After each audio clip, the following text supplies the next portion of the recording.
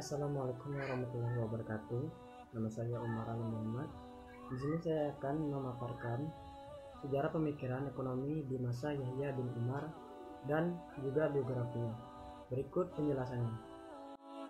Pemikiran ekonomi Islam pada masa Yahya bin Umar. Yang pertama, kita membahas dulu siapa Yahya bin Umar ini. Biografi Yahya bin Umar. Beliau merupakan salah satu ulama abad 3 Hijriah dari mazhab Maliki yang sangat produktif dalam menuangkan ide-idenya menjadi karya tulis yang bermanfaat bagi banyak orang. Nama lengkapnya adalah Abu Bakar Yahya bin Umar bin Yusuf Al-Kanani Al-Andalusi. Karya tulis yang sudah berhasil dibukukan kurang lebih dari 40 juz. Di antaranya kitab Ahkam As-Suq, sebuah kitab yang membahas tentang persoalan-persoalan ekonomi. Yahya bin Umar di lingkungan sosialnya yaitu kota Kairouan yang terletak di Afrika Utara, sebuah kota yang sudah memiliki institusi pasar yang permanen sejak tahun 1555 Hijriah. Sekalipun tema utama yang diangkat dalam kitab tersebut adalah mengenai hukum-hukum pasar, misalnya tentang tasir atau penetapan harga, tetapi pada dasarnya Umar bin Yahya lebih banyak membahas tentang persoalan ikhtikar dan sisalah al-ikrab. Kedua istilah tersebut dalam ilmu ekonomi kontemporer dikenal dengan monopoli ransaking atau ikhtikar dan dumping polisi atau siyasah al-ikrab. Selanjutnya, masa pemikiran ekonomi Yahya bin Umar. Pertama, pemikiran Yahya bin Umar tentang ikhtikar kaitannya dengan peran pemerintah.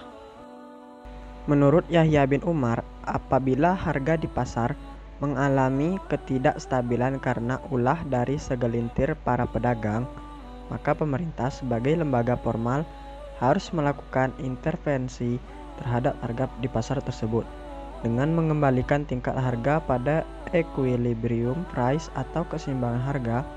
Tindakan yang bisa dilakukan oleh pemerintah adalah akan menjual barang dengan hasil timbunan sesuai dengan harga pasar pada saat itu. Dan apabila ada keuntungan dari hasil penjualan, maka hasil penjualan tersebut disedekahkan kepada fakir miskin. Sedangkan pelaku ikhtikar hanya berhak mendapatkan modal pokoknya saja. Hal ini dilakukan sebagai pembelajaran terhadap pelaku ikhtikar agar tidak mengulangi perbuatannya lagi. Apabila mereka tidak memperhatikan teguran tersebut, pemerintah berhak menghukum mereka dengan memukulnya, lari mengelilingi kota dan menjarakannya. Kedua, pemikiran Yahya bin Umar tentang siyasah al-ikrab kaitannya dengan peran pemerintah. Siyasah al-ikrab atau banting harga dapat menimbulkan persaingan yang tidak sehat serta dapat mengacaukan stabilitas harga di pasar. Dalam kondisi seperti ini, pemerintah mempunyai otoritas untuk memerintahkan pada para pedagang tersebut agar menaikkan kembali harga barang sesuai dengan harga yang berlaku di pasar. Apabila mereka tidak mau mentaati aturan pemerintah, maka pemerintah berhak mengusir para pedagang tersebut dari pasar. Statement Yahya bin Umar yang melarang praktek dumping atau banting harga bukan dimaksudkan untuk mencegah harga barang menjadi murah, tetapi lebih pada suatu upaya untuk mencegah terjadinya dampak negatif terhadap mekanisme pasar dan kehidupan masyarakat secara keseluruhan. Jika harga di pasar turun atau murah karena faktor alami tidaklah menjadi masalah. Semisal barang di pasar banyak, maka menurut hukum ekonomi harga barang akan turun. Tetapi jika harga di pasar murah karena ada rekayasa untuk menguasai harga secara monopoli dan berakibat kepailitan pedagang lain, maka hal tersebut dilarang oleh Islam. Ketiga, pemikiran Yahya bin Umar tentang pasar, dalam hal ini taksir atau penetapan harga kaitannya dengan peran pemerintah. Menurutnya, pasar yang ideal itu ialah pasar yang harus memiliki karakteristik adanya transparansi, tidak adanya monopoli dan kartel, pencegahan terjadinya penjualan di luar pasar, forestyling, pencegahan persaingan tidak sehat, menghindari kecurangan dan penjualan produk yang haram. Kajian ini akan terasa menarik dan berkualitas sebab akan dikorelasikan dengan pemikiran ekonomi modern.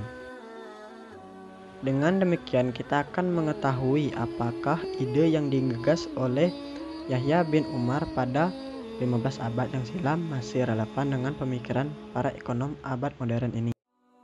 Jika hal tersebut dapat dibuktikan, maka bagi umat Islam akan menambah wawasan tentang ekonomi Islam dan lebih lanjut, umat Islam akan semakin mantap untuk melaksanakan sistem ekonomi. Setelah penjelasan dari saya akhiri. Wassalamualaikum warahmatullahi wabarakatuh.